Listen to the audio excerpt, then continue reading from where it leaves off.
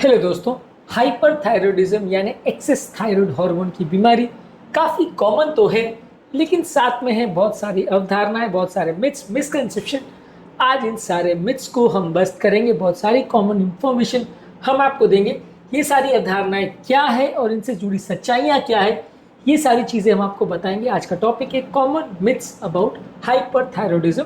Topic interesting है, हर एक myth interesting है और आप में से काफ़ी लोग को ये होगी, इसलिए इसे जानना और समझना और इस वीडियो को पूरा देखना अति आवश्यक है। टॉपिक पर जाने से पहले जो लोग हमारे चैनल पर नए हैं उन्हें रिक्वेस्ट करूँगा कि चैनल को सब्सक्राइब करें, वीडियोस को लाइक करें, शेयर करें, फॉलो करें, कमेंट करें, पूरा देखें। आज का टॉपिक इंपॉर्टेंट है, हर एक मिथ की अपनी अलग इंपॉर्टेंस है, अलग तरह का मिथ है, इसलिए इस वीडियो को एंड तक देखिए। साथ ही साथ हम उसके एक्सप्लेनेशंस भी देते चलेंगे, इसलिए वीडियो को एंड तक देखिएगा और मिस ना करिएगा। चलिए शुरू करते हैं इंपॉर्टेंट वीडियो।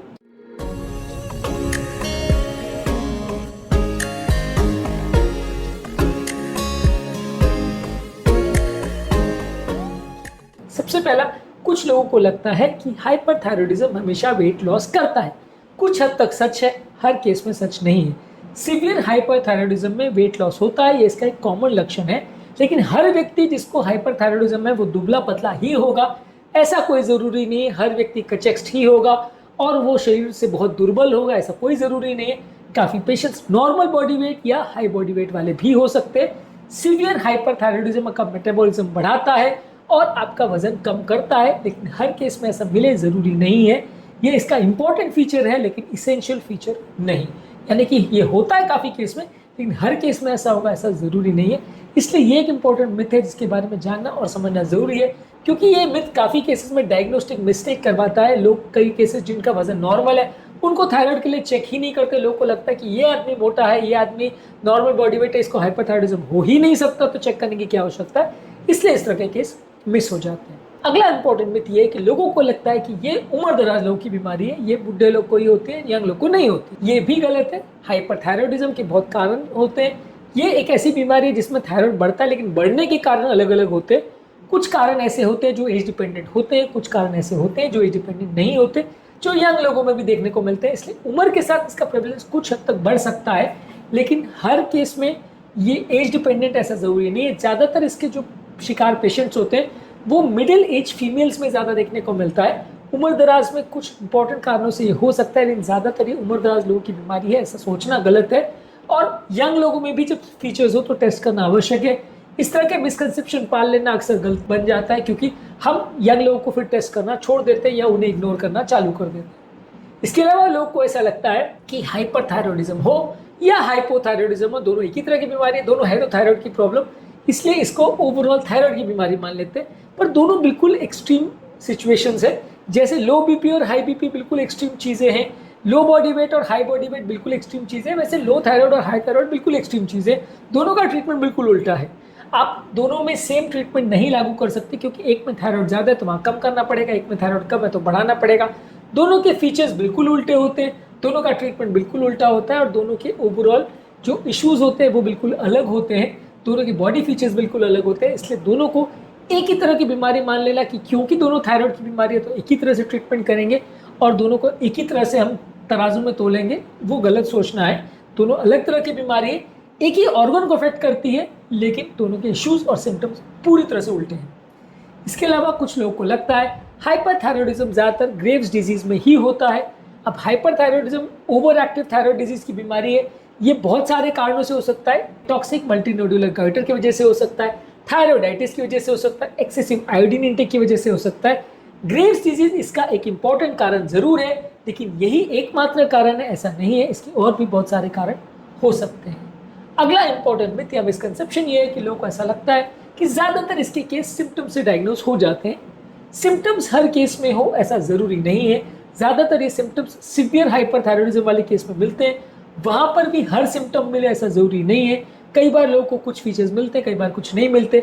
इसीलिए अगर आप सिर्फ सिम्टम्स के भरोसे रहेंगे तो बहुत सारे केस, खासकर जो लो ग्रेड हाइपरथायरॉयडिज्म के केस है या बॉर्डरलाइन केसेस है, वो मिस हो जाएंगे। इसलिए आपको सिम्टम्स के भरोसे बैठना नहीं चाहिए, आपको इसको डिटेल इवैल्यूएशन करना चाहिए। और अगर कहीं पे भी एक दो फीचर्स भी मिल रहे हैं तो जांच करके देख लेना चाहिए।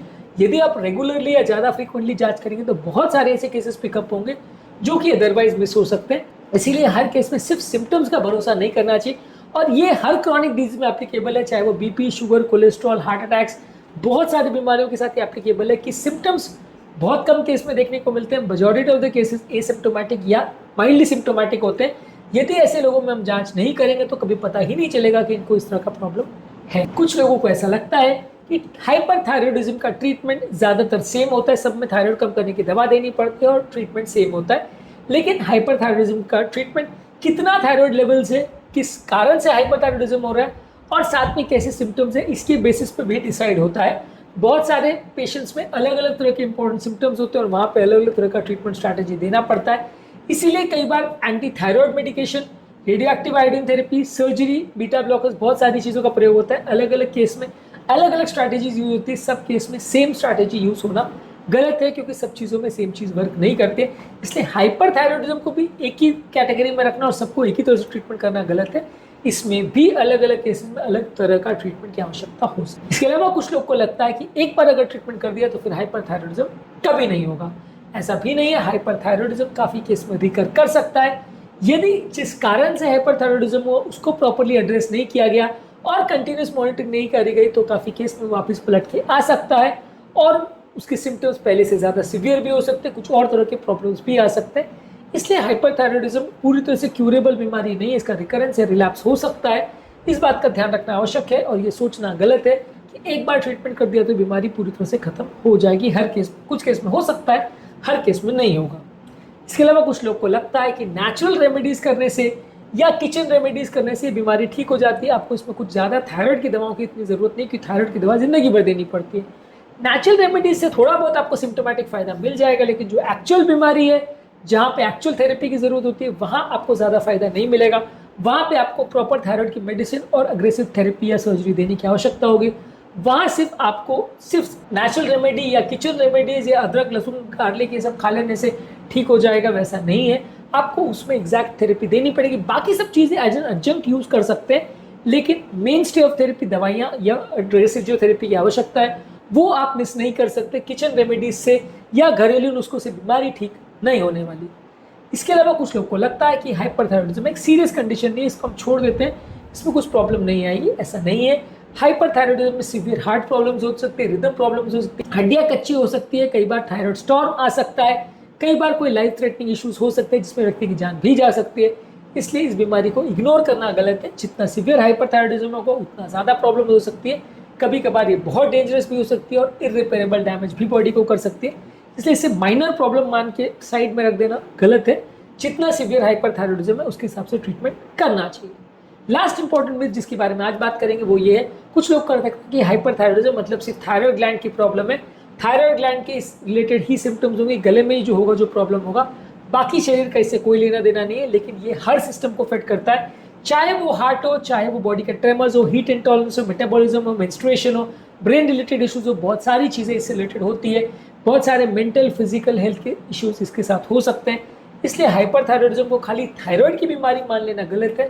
थायराइड हार्मोन पूरे शरीर को अफेक्ट करता है और इसकी संबंधित बीमारी भी पूरे शरीर को अफेक्ट करती है। इसलिए ये मान के छोड़ देना कि ये सिर्फ थायराइड का प्रॉब्लम है, इस गले में ही प्रॉब्लम होगी, ऐसा गलत है। प्रॉब्लम कहीं से कहीं तक पूरे शरीर में हो सकती है। इसलिए ये सारे सिम्टम्स का ध्यान रखना और उसके हिसाब से ट्रीटमेंट करना, मैनेज करना अति आवश्यक है। आज के टॉपिक में हमने कुछ इंपॉर्टेंट मिथ्स के बारे में बात करी जो हाइपरथायरॉयडिज्म के साथ एसोसिएटेड है। इसके अलावा हाइपोथायरॉयडिज्म और हाइपरथायरॉयडिज्म पर हमने और भी बहुत सारे वीडियोस किए। इन सभी वीडियोस को चेक करिए, क्या खाना चाहिए, क्या नहीं खाना चाहिए, क्या करना चाहिए, क्या नहीं करना चाहिए, सारे वीडियोस में हमने एड्रेस किया है। इन सभी वीडियोस को जरूर देख लीजिए। उम्मीद करूंगा कि आज के टॉपिक में कुछ नई बातें जानने को मिली होगी। जो लोग हमारे चैनल पर नए हैं उन्हें रिक्वेस्ट करूँगा कि चैनल को सब्सक्राइब करें, वीडियोज़ को लाइक करें, शेयर करें, फॉलो करें, कमेंट करें, पूरा दिन।